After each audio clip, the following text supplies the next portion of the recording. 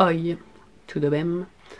Alors, pourquoi je vous parle tout d'un coup en portugais? Eh bien, c'est tout simplement parce que nous allons voyager de l'autre côté de l'océan Atlantique et on va se rendre dans ce grand pays d'Amérique du Sud qui est le Brésil.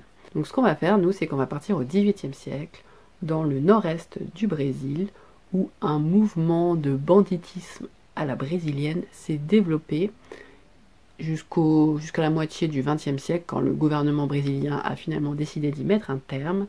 Et ce mouvement, ce banditisme à la brésilienne s'appelle le cangaço. Donc sans plus tarder, on se lance dans l'épopée brésilienne du jour, le cangaço.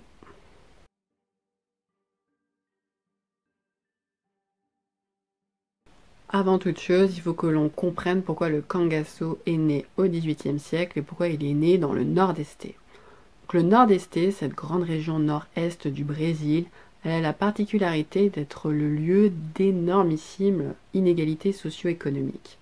Ces inégalités, elles sont le fait de terres qui sont semi-arides, voire désertiques, notamment dans une subdivision du Nord-Est que l'on appelle le Sertão. Le Sertão, littéralement, si on traduit en français, c'est arrière-pays fin fond. Donc vous voyez bien l'ambiance. On est dans un endroit où faire pousser la moindre graine, ça relève du miracle. Donc forcément, vous êtes au XVIIIe siècle, votre principale activité normalement c'est d'être un agriculteur, voire un éleveur. Et quand vous êtes dans des terres quasi désertiques, c'est bien compliqué de gagner sa croûte et de faire vivre sa famille. Ce qui se passe donc dans le Sertão, c'est que chaque lopin de terre va devenir l'objet d'énormes convoitises et il y a des grandes familles de propriétaires. Donc au Brésil, un propriétaire de fazendas, donc de grandes propriétés rurales, ça s'appelle un latifundiario. Il y a de grandes familles de latifundiarios qui vont se livrer à des vendettas qui rendraient les Italiens jaloux. Forcément, l'objectif de tout propriétaire fermier, c'est de protéger sa terre. Et pour ce faire, il faut faire appel à des personnes qui ne vont pas hésiter à utiliser les armes pour défendre vos intérêts. Ça va être en premier le rôle des vaqueros. Donc les vaqueros, si vous voulez, c'est les cow-boys à la brésilienne. Et au fil du temps, ils vont prendre de plus en plus l'habitude d'avoir toujours une arme à la main et ne pas hésiter à s'en servir. Parce que vraiment, les conflits, à l'époque, ça se règle de cette manière. Le Sertão, c'est une région très reculée du Brésil où le gouvernement ne va pas mettre son nez avant le milieu du XXe siècle. Donc ça veut dire que ce sont les propriétaires terriens plutôt riches et les élus locaux qui mènent un petit peu la danse, qui font la politique. C'est un petit peu un État dans l'État. Et cette grande liberté d'action avec peu d'intervention gouvernementale, ça favorise l'émergence de groupes pas forcément très respectueux des lois. Parfois, les vaqueros ne suffisent pas à défendre un territoire et il faut faire appel à d'autres groupes que l'on appelle les jagunços.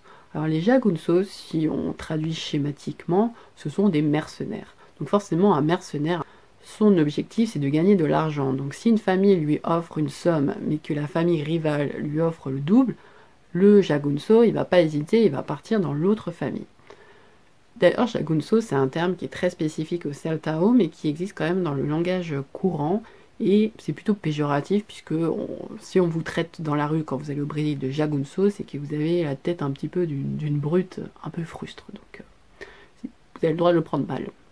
Donc on trouve les jagunços et au même moment il va y avoir un groupe un petit peu particulier qui va prendre racine dans le Sertão du XVIIIe siècle et ce groupe c'est les fameux cangaceiros, donc ceux qui pratiquent la forme de banditisme à la brésilienne que l'on appelle le cangaço.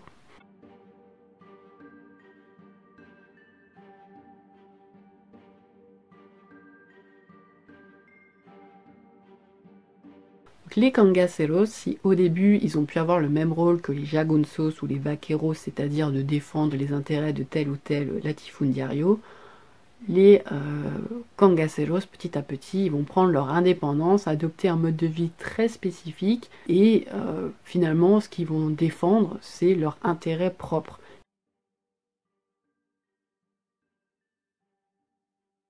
Pour faire un petit peu d'étymologie, cangaço, d'où ça vient? Il semblerait que cangaço, ça vienne du mot kanga, qui en français se traduit par joug, et pas la joue là, hein, le joug avec un G à la fin.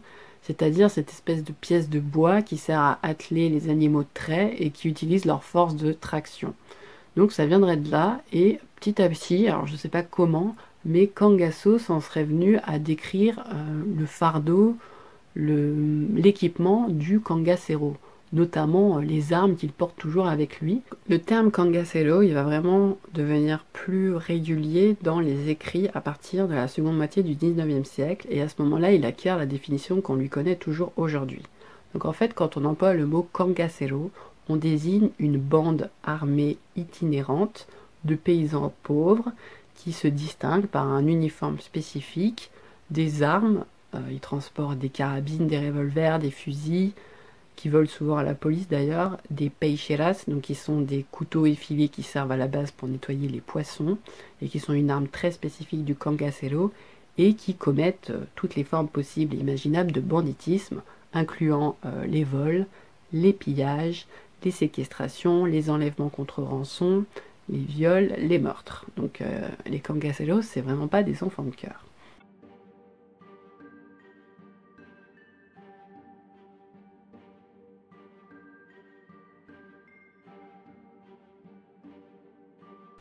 Donc dans les petits extraits de films que je vous montre, qui sont vraiment des films d'époque, puisqu'il y a eu un journaliste qui a pu dans les années 1936-1937 suivre la plus fameuse bande de Kangaseros, qui était celle de Lampiao. Donc comme vous pouvez le voir sur ces petits extraits, les Kangaseros, ils ont vraiment un attirail très spécifique, et une fois qu'on les a vus, on est capable de les reconnaître entre mille. Déjà au niveau des habits, le Kangasero, il s'habille de haut en bas entièrement en cuir. Donc son chapeau, ses gants, son pantalon, etc., c'est tout en cuir. Et pourquoi cette matière? Eh bien déjà parce que le cuir, ça évite qu'ils se prennent des méchants coups de soleil, puisqu'on est dans des terres semi-arides, je le rappelle. Et en plus de ça, ils évoluent dans une végétation très hostile qui est endémique du nord-est brésilien et qu'on appelle la caatinga. Donc la caatinga, c'est la forêt des épineux. Et donc si l'uniforme du Kangaseros avait été short tongue, ça aurait été quand même beaucoup moins sympa d'avoir des balafres sur le corps toute la journée, puisqu'ils passent leur temps à aller d'une planque à une autre.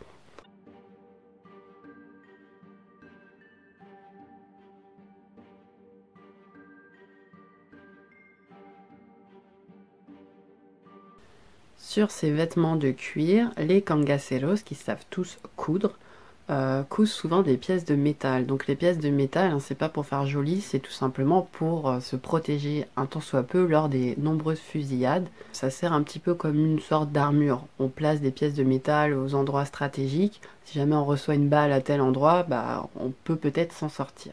Autre spécificité de l'attirail du Kangasero, c'est le nombre impressionnant de munitions et d'armes qu'ils peuvent transporter. C'est ainsi pas rare de voir un Kangasero porter un fusil, un revolver, une carabine, un poignard, des munitions, et des munitions pouvant aller jusqu'à 18 kg. Donc je ne sais pas si vous vous rendez compte, mais c'est vraiment énorme. Et parmi les armes les plus courantes qu'on trouve, donc les armes à feu, la plus courante c'est le rifle Winchester 44. Moi j'y connais absolument rien en armes, mais pour les passionnés vous aurez la ref. Et ce sont des armes qui, dans la plupart des cas, ils vont voler, et notamment à la police. Donc les vêtements, les armes, en plus de tout ça, qu'est-ce qu'un Kangasero se doit d'avoir? Eh bien il doit avoir déjà un foulard qu'il porte sur le nez et la bouche afin de le protéger des poussières qui pourraient gêner sa respiration. Je rappelle, on est en milieu désertique. Il porte également un sac qu'on appelle kapanga, et donc dans ce sac, il a des plantes médicinales, puisque les Kangaseros, ils vivent dans la nature tout le temps, donc ils savent quelles plantes peuvent les guérir ou non, et ils en ont toujours sur eux. Ils ont également dans ce sac des cigarettes et de la cire. Donc de la cire pour les cheveux, et aussi du cirage pour les vêtements en cuir. Et enfin, dernière chose assez importante, c'est la gourde, donc qu'ils remplissent soit d'eau, soit de cachaça, qui est une boisson typique brésilienne, qui est en fait un alcool distillé à partir de jus de canne à sucre. Peut-être que certains d'entre vous ont fait l'équation en se disant chaleur torride plus vêtements de cuir égale odeur peu ragoûtante. Et effectivement, les Kangaseros étaient bien conscients de ce problème.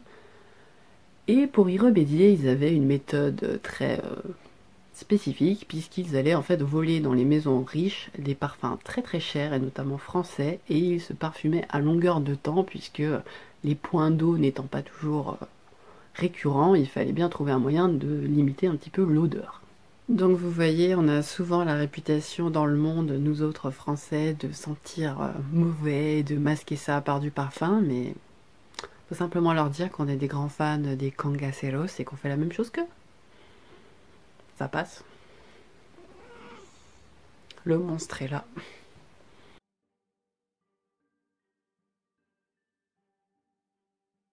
Les principaux ennemis des Kangaceros, ce sont les Volenches. Les Volenches, ce sont des petits groupes de soldats, entre 20 et 60 personnes, qui ont été formés par le gouvernement brésilien, qui viennent de différents États, pas uniquement du nord-est, mais qui sont envoyés là-bas pour combattre spécifiquement les Kangaceros.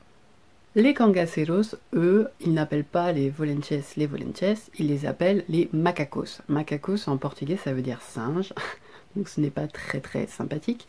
Et pourquoi ils les appellent comme ça? Eh bien parce qu'en fait, déjà, ils portent un uniforme de couleur marron, et en plus de ça, les Kangaceros se moquent d'eux, puisqu'ils disent que quand les Volenches les rencontrent, les Kangaceros, ils fuient comme des singes, parce qu'ils ont peur, et du coup, ils ont une manière de fuir totalement ridicule. Comme les Kangaceros, les Volenches sont des unités mobiles, hein. Ils savent évoluer dans la Caatinga et ils ont quand même un énorme avantage technique au niveau des armes. Si les Kangaceros arrivent à leur voler notamment des fusils, etc., il y a une arme en particulier qu'ils n'auront jamais, qui va leur poser beaucoup de tort, c'est la mitrailleuse Hotchkiss, qui est vraiment l'arme spécifique de Volenches et qui va faire des dégâts considérables chez les Kangaceros. Attention, n'allez pas imaginer que les Volenches sont les gentils policiers qui viennent à la rescousse des habitants du Saltao pour les sauver des méchants Kangaceros. La vérité est beaucoup plus complexe. Déjà, beaucoup de Volenches sont d'anciens bandits qui ont changé de camp parce qu'ils ont vu des avantages financiers. Et les méthodes des Volenches ne valent guère mieux que celles des Kangaceros. Il ne faut vraiment pas les imaginer en héros salvateur, c'est pas du tout la vérité. En plus de ça, les Volenches, ils n'ont pas forcément une très bonne réputation dans le Saltao, puisqu'il y a beaucoup de personnes qu'on appelle des coiteros qui vont protéger les Kangaceros. Donc pourquoi ils vont choisir de se mettre de leur côté? Eh bien soit parce qu'ils vont y voir un avantage quelconque, hein, les Kangaceros peuvent très bien les rémunérer en échange de leurs services, soit tout simplement parce qu'ils ont peur des représailles s'ils n'obéissent pas, ou alors parce que ce sont tout simplement des connaissances de certains Kangaceros de la bande. Et comment ils aident les Kangaceros? Eh bien, ils leur distribuent de la nourriture, ils acceptent de les héberger, ils mentent à la police en disant qu'ils sont partis par-ci alors qu'ils sont partis par-là, et ce genre de choses. Autre gros désavantage pour les Volenches, c'est que les Kangaceros sont très populaires au niveau local, et notamment chez les habitants les plus pauvres.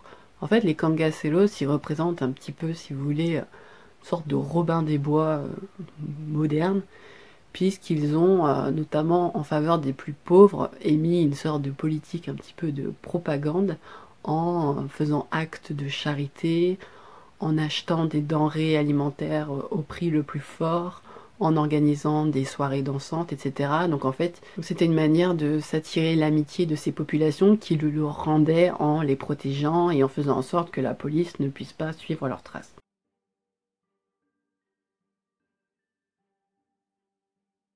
On terminera cette épopée dans le cangaço brésilien en évoquant quelques noms célèbres de cangaceros qui ont marqué les esprits et qui sont toujours très présents, notamment dans la culture populaire brésilienne. Le premier à avoir agi vraiment comme un cangacero, même s'il était seul, c'est un homme né José Gomes en 1751, qu'on a surnommé O Cabeleira, et qui en fait terrorisait le Sertão de Recife à lui tout seul. Mais vraiment, la spécificité du cangaço, c'est quand même de regrouper des individus qui forment des bandes, en général une vingtaine ou une trentaine d'individus. Et le premier qui semblerait avoir eu ce mode de fonctionnement, c'est un homme que l'on a surnommé Lucas da Feira et qui est né Lucas Evangelista. En fait, Lucas Evangelista, Il est né d'un couple d'esclaves noirs et c'est lors d'une passation à un propriétaire différent qu'il a réussi à fuir et qu'il a rejoint le Kangaso. Donc lui, il est né en 1807 et il a sévi entre 1828 et 1848 où il a été à ce moment-là arrêté pour avoir commis de nombreux vols sur des voyageurs et viols sur des femmes et après un procès, il a été pendu en 1849.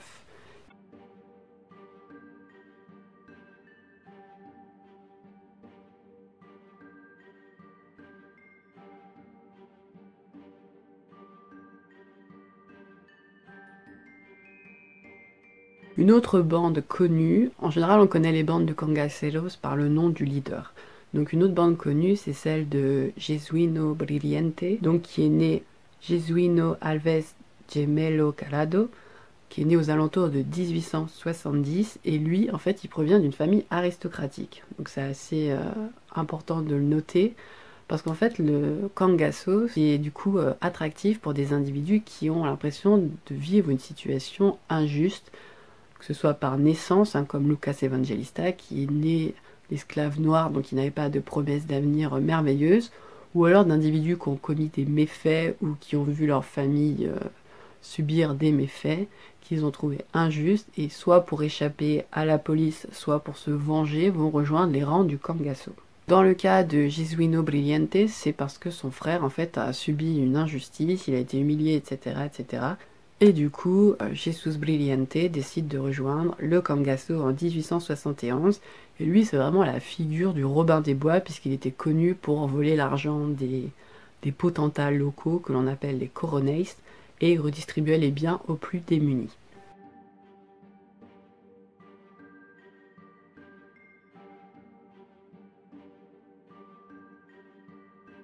Le dernier individu dont on parlera avant d'évoquer le plus célèbre Lampiao, c'est Corisco. Donc Corisco, il est né en 1907 et son nom de naissance c'est Cristino Gomes da Silva Cleto. Et lui, pourquoi il rejoint les rangs du Cangaço? C'est parce que à 17 ans, il est impliqué dans une bagarre de rue qui part en vrille, hein, c'est un petit peu le Marseille d'aujourd'hui. Et je vais faire là que ça.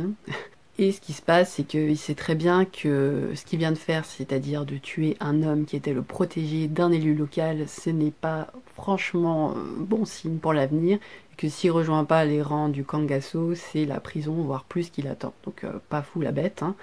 Il rejoint les rangs du Cangaço, et en particulier la bande de Lampiao, et il va même carrément devenir le leader d'un sous-groupe de la bande, puisqu'à un moment donné, il va y avoir une grosse altercation avec la police, et le groupe primordial de Lampiao va se séparer, et Corisco va mener l'un des deux groupes, ce sera lui le chef.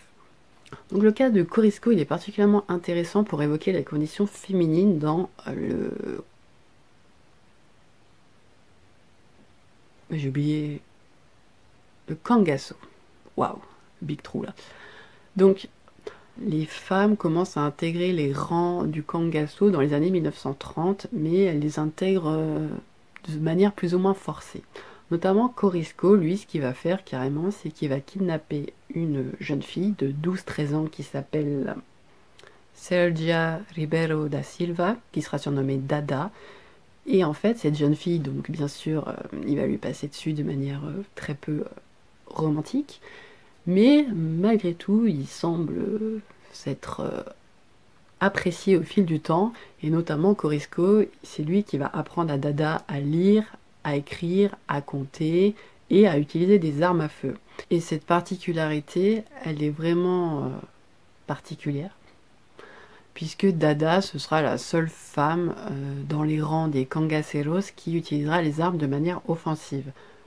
Les rares femmes qui ont rejoint les rangs du Cangaço dans les années 30, plus ou moins forcées comme Dada, peuvent utiliser des armes, c'est pas interdit, mais elles les gardent en cas de légitime défense, alors que Dada, elle va les utiliser pour attaquer. Donc Dada, elle est née en 1915, et en fait elle va mourir en 1994, et si vous parlez portugais, vous pouvez trouver sur YouTube notamment des interviews de Dada où elle raconte un peu sa vie dans les rangs du Cangaço, etc. Et c'est très très intéressant. Et c'est une femme qui a échappé de peu à la mort, hein, puisqu'elle a été arrêtée le jour où son mari a été tué.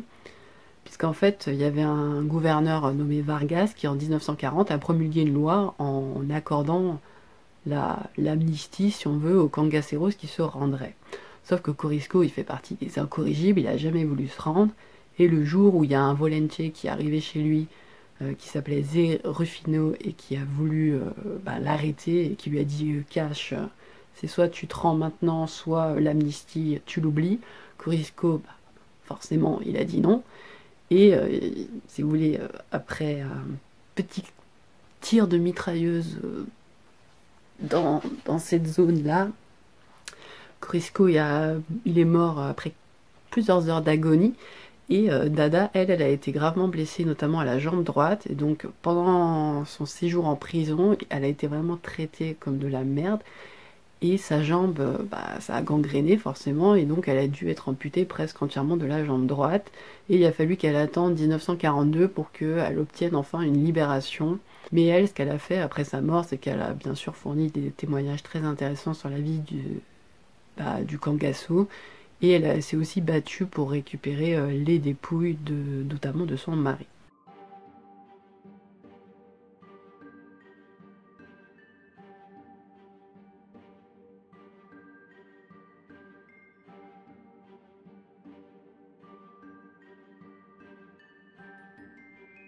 On terminera la vidéo en évoquant le cangacero le plus emblématique de l'histoire du Cangaço, à savoir Lampiao, qui est né Je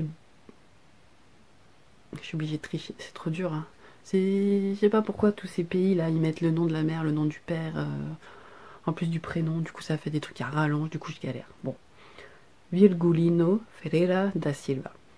Celui que l'on a surnommé le Rei do Cangaço, donc le roi du Cangaço, il est né il semblerait en 1898, même s'il y a certains débats sur la date, mais en tout cas ce qui est sûr c'est qu'il est bien mort en 1938. Donc lui, il est né dans l'état de Pernambuco et il est le troisième enfant d'une fratrie de 9.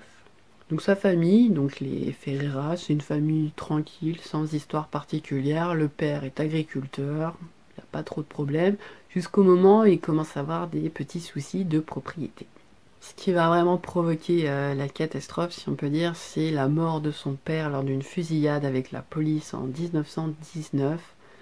Donc une fusillade qui, semblerait-il, est accidentelle, mais qui fait suite à une longue série d'altercations avec des voisins plus ou moins jaloux des terres des Ferreira ou inversement. Et du coup, c'est une famille qui a déménagé à de nombreuses reprises. Et pour que les altercations avec les voisins ne partent pas trop en vrille, mais malheureusement, ça arrivera quand même. Et donc, Virgulino et 2 de ses frères, Antonio et Livino, sachant que les autres ont préféré fuir, ont décidé de rejoindre les rangs du Cangaço, en particulier celui de Signo Pereira. Il faut savoir qu'à l'époque, la zone, en fait, il y a une grosse vendetta entre 2 grosses familles, donc les Pereira et les Nogueira Carvalho. Donc c'est 2 grosses familles qui se détestent, qui veulent gratter de la terre chez l'un ou chez l'autre, et donc du coup, Virgulino et ses frères, ils vont rejoindre le côté des Pereira. Donc dès 1922, Lampiao, c'est lui qui prend la tête du groupe. C'est plus un Pereira qui est à la tête du groupe, c'est un Ferreira. Et Lampiao, il est toujours très agacé du meurtre de son père et il va réussir cette même année à tuer l'informateur qui avait livré son père aux forces de police. Donc il avait rejoint les rangs pour se venger, mais une fois la vengeance accomplie, il reste dans le Cangaço et sa carrière va vraiment exploser. Et on dit notamment qu'il a réussi à prospérer parce qu'il était un petit peu le protégé de Cicero. Cicero, c'était un élu local qui avait un pouvoir très important et il semblerait qu'en 1926, Cicero ait proposé à Lampiao la grâce en échange d'une faveur. Donc en fait, ce qui se passait, c'est qu'il y avait une sorte de révolte d'officiers et Cicero, il avait demandé à Lampiao et son équipe, sa bande armée, de faire en sorte de mettre un terme à la révolte. Donc apparemment Lampiao n'a pas accompli cela, mais il avait signé un document officiel qui le rendait capitao, donc capitaine, et c'est un titre qui va le garder jusqu'à la fin de sa vie. Il se fera appeler capitao Virgulino.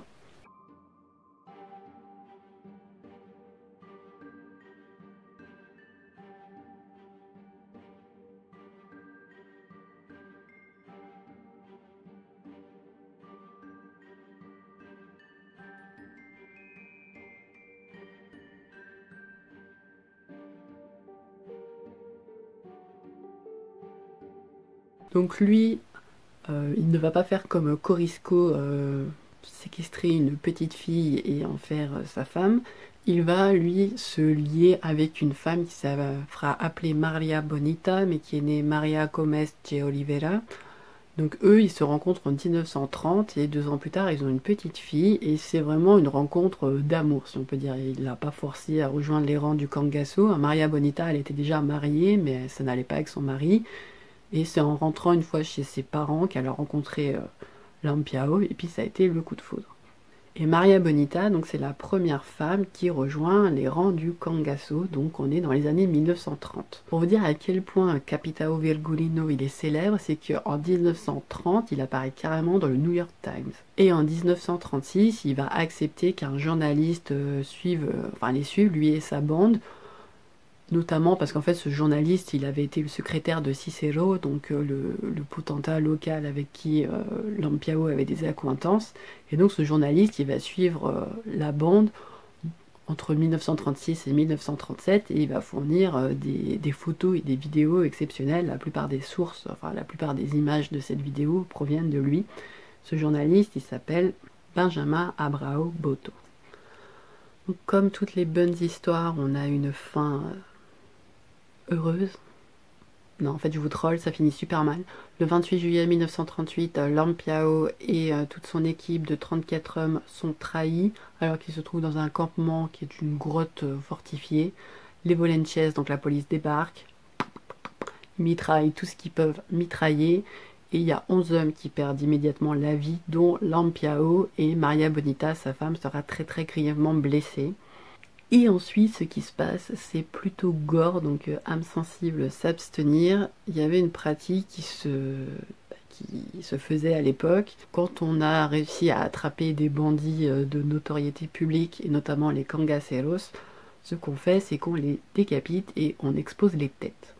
Donc c'est ce qui va se passer pour Lampiao, et en plus de ça, il y a un policier, un Volenche, qui va s'acharner sur son visage en continuant à bombarder sa tête alors que ça fait belle lurette qu'il est décédé, au point que ça en deviendra un visage presque méconnaissable, et ça a alimenté un petit peu les rumeurs qui disent que Lampiao ne serait pas mort ce fameux 28 juillet 1938, mais qu'il aurait réussi à s'échapper. Je crois malheureusement que la réalité est tout autre, mais ça a alimenté certaines rumeurs. Maria Bonita, qui je le rappelle n'est pas complètement clapsée, va subir le même sort, hein, c'est-à-dire qu'ils y sont allés sans trop poser de questions. Ça l'a achevé bien entendu, et elle fera partie aussi des personnes dont on va exposer les têtes. Et en fait, ce que va faire la police, donc les Volenches, c'est qu'ils vont embarquer la dizaine de têtes qu'ils ont réussi à récupérer, et puis ils vont se balader dans des petites villes du nord-est, exposer les têtes. Donc je mettrai les photos dans la barre d'infos, je vais pas les mettre là parce que c'est quand même pas... Surtout si vous êtes en train de manger, ça risque de ressortir. Du coup, ils exposent les têtes, donc c'est une manière un petit peu d'être vantard, hein, on va pas se mentir, et puis de faire peur éventuellement aux cangaceros qui oseraient encore défier la police. Donc vous imaginez bien qu'au bout d'un moment, à force d'être baladés en pleine chaleur, les têtes commencent un petit peu à ne plus ressembler à grand chose. Alors on va pas les rendre aux familles en disant c'est bon, vous pouvez enterrer vos parents, vos morts, etc. Non, non, non, on va emmener les têtes dans des musées, on va les exposer, ou éventuellement on va les faire étudier par des médecins, puisqu'à l'époque on pense qu'une personne décente de naissance n'a pas pu rejoindre volontairement les rangs du Cangaço, c'est inimaginable. Donc ils cherchent sur les visages des traces de dégénérescence physique, un petit peu comme on cherchait sur les visages des meurtriers ou quoi que ce soit, des traits caractéristiques qui expliqueraient leur folie ou leurs agissements néfastes. Et donc ça va durer un bon bout de temps, hein, puisque ce n'est que le 6 février 1969 que les familles ont enfin le droit de récupérer les têtes de leurs parents, notamment Lampiao et Maria Bonita, et pouvoir les enterrer.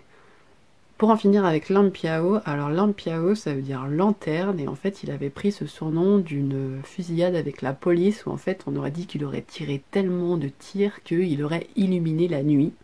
Et on raconte aussi que la bande de Lampiao elle aurait tué jusqu'à 1000 hommes.